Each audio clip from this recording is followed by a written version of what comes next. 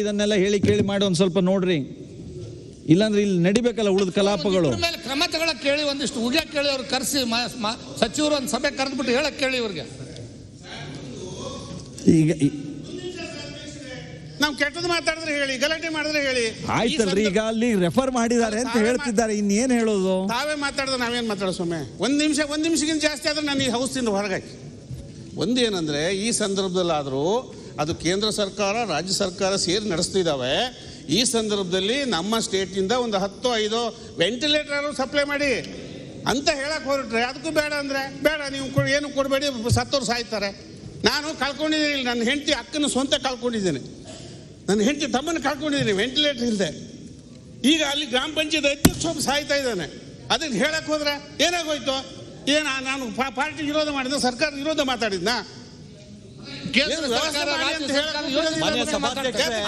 NIMHANS director ಒಂದ್ಸಲಿ ಕರೆಸಿ ಮಾನ್ಯ ಮಂತ್ರಿಗಳು ಮಾತಾಡಿ ಜನಪ್ರತಿನಿಧಿಗಳಿಗೆ ಯಾರು ಫೋನ್ ಮಾಡಿದ್ರು ಕೂಡ ಬಹುತೇಕ ಇಲ್ಲಿರೋ ಎಲ್ಲಾ ಸದಸ್ಯರ ಸಮಸ್ಯೆನೂ ನಿಮಾನ್ಸ್ ಒಟ್ಟಿಗಿದೆ ಅಂತ ಹೇಳಿ ನಿಮಾನ್ಸ್ ಸಂಸ್ಥೆ ಸಮಸ್ಯೆ ಇದೆ ಹೊರತು ಜನಸಾಮಾನ್ಯರದಿಲ್ಲ. ಸಭಾಧ್ಯಕ್ಷರೇ, ನಮಗೂ ಕೂಡ ಅದೇ ಆದ ರೀತಿಯಾದ ಎಕ್ಸ್ಪೀರಿಯನ್ಸ್ ಆಗಿದೆ. ದಯಮಾಡಿ ವೈದ್ಯಕೀಯ ಸಚಿವರು ನಿಮಾನ್ಸ್ ಡೈರೆಕ್ಟರ್ ಕರೆದು ಮಾತಾಡಬೇಕು. ಸಭಾಧ್ಯಕ್ಷರೇ, ಕ್ರಮ ತಗೊಳಕ್ ಹೇಳಿ ಅಧ್ಯಕ್ಷರೇ. ಯಾರು ಇರೆಸ್ಪಾನ್ಸಿಬಲ್ ಇದಾರೆ ಅವ್ನ ಮೇಲೆ ಕ್ರಮ ತಗೊಳಕ್ ಹೇಳಿ. ಸರ್, ನಿಮಾನ್ಸ್ ಅಲ್ಲಿ ಫೋನೇ ಎತ್ತಲ್ಲ. ಇದು ನಿಮ್ಯಾನ್ಸ್ ವಿಷಯ ಆಗಿರೋದ್ರಿಂದ ನಾನು ಹೆಚ್ಚು ಮಾತಾಡೋದಿಲ್ಲ, ನೀವೇ ಮಾತಾಡ್ಕೊಳ್ಳಿ ಅಷ್ಟೇ. ಮಾತಾಡೋದಲ್ಲ, ದಯಮಾಡಿ ನಿರ್ದೇಶನ ಕೊಡಿ ಅವರಿಗೆ, ಮಂತ್ರಿಗಳಿಗೆ ಏನು ಉತ್ತರ ಹೇಳ್ತಾರೆ ನೋಡೋಣ. ಅಸೆಂಬ್ಲಿಗೆ ವೆಂಟಿಲೇಟರ್ ಹಚ್ಚಿಬಿಡಿ ಒಂದು. ನಾನು ಇನ್ನೇನು ಹೇಳೋ ಸ್ಥಿತಿಯಲ್ಲಿ ಇಲ್ಲಪ್ಪ. ಅಧ್ಯಕ್ಷ ರೀತಿ ಕೈ ಚೆಲ್ಲಿ ನಮ್ಮ ಪರಿಸ್ಥಿತಿ ಏನು? ತಾವೇ ನಿಭಾಯಿಸಬೇಕು, ತಾವೇ ಸೂಚನೆ ಕೊಡಬೇಕು. ಗೊತ್ತಿದೆ.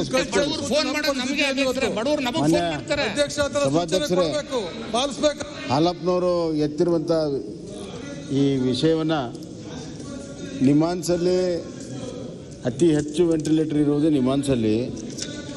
ಆದರೆ ಕೇವಲ ಕರ್ನಾಟಕ ಅಲ್ಲ, ಇಡೀ ದಕ್ಷಿಣ ಭಾರತದ ಎಲ್ಲ ರೋಗಿಗಳ ಲೋಡಲ್ಲಿದೆ.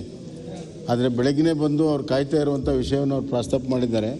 ನಾನು ಕೂಡಲೇ ನಿಮಾನ್ಸ್ ಡೈರೆಕ್ಟ್ರಿಗೆ ನಾನೇ ಮಾತಾಡ್ತೇನೆ, ಮಾತಾಡಿ ಅದಕ್ಕೆ ಸೂಕ್ತವಾಗಿ ವೆಂಟಿಲೇಟರ್ ಮಾಡೋ ವ್ಯವಸ್ಥೆ ನಾನು ಮಾಡ್ತೇನೆ, ಖಂಡಿತವಾಗಿ ಮಾಡ್ತೇನೆ. ಅಲ್ಲ, ಮತ್ತಾರು ಏನಾದ್ರು ಹೇಳೋದಿದ್ರೆ ನಿಮ್ಯಾನ್ಸ್ ಬಗ್ಗೆ ಮುಗಿಸ್ಬಿಡ್ರಿ. ಯಾಕೆಂದ್ರೆ ಅಲ್ಲ, ಅವ್ರು ನಾನು ಬಿಡ್ಬೇಕಲ್ಲ, ನೀವು ಇಲ್ಲಿ ನೋಡ್ತಿರಲ್ಲ ಇಲ್ಲೆಲ್ಲ ಹೇಗೆ ನಡೆದಿದೆ ಅಂತ. ಮಾನ್ಯ ಸಭಾಧ್ಯಕ್ಷ, ನಾನು ಸಿದ್ದರಾಮಯ್ಯನವ್ರನ್ನ 5ನೇ ಸಲ ಕರೀತಿದ್ದೇನೆ, ಕರೀಲೋ ಬೇಡ ಅಂತ ಯೋಚನೆ ಇರೋ ಸ್ಥಿತಿ ಸಿದ್ದರಾಮಯ್ಯನವರು. ಆಯ್ತು.